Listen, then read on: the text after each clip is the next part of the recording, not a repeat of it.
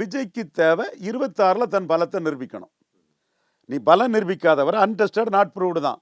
நீ நீ வந்து மண்குதிரைங்கிறது என் கருத்து. இன்கேப்பபிள் நாட் காம்பிட்டன்ங்கிறது என் கருத்து. நீ கேப்பபிள் காம்பிட்டன்னா தேர்தல் ஆணையம் நான் என்னோட கருத்துக்கு கான்ட்ரரியாக ரிப்போர்ட் வந்தால் தான் அது என் கருத்து தவறுன்னு ஆகும்.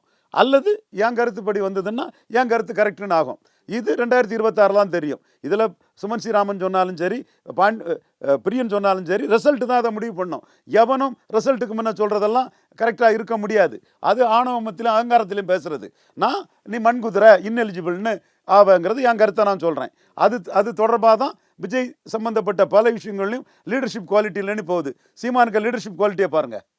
விஜய் டீஸ் பண்ணிட்டு இருந்தாப்புல, டீசிங் மாதிரி விஜய் டீசிங்கை ஓட்டிட்டு இருந்தாங்க. மக்களுக்கெல்லாம் ரொம்ப என்டர்டெயின்மெண்ட். அது ஒரு சனியன், இது ஒரு சனியன், 2 சனியனுக்கு சட்டையும் போட்டு இது ஒரு கொடுஞ்சனியனா வந்து நிற்கலாம் ஜாலி அடிச்சுட்டு இருந்தாப்புல.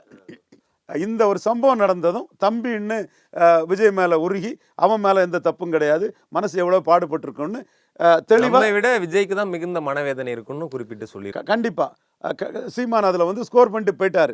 காரணம், விஜய் பல நிரூபிக்காத விஜய் சீமானுக்கு எதிரி அல்ல.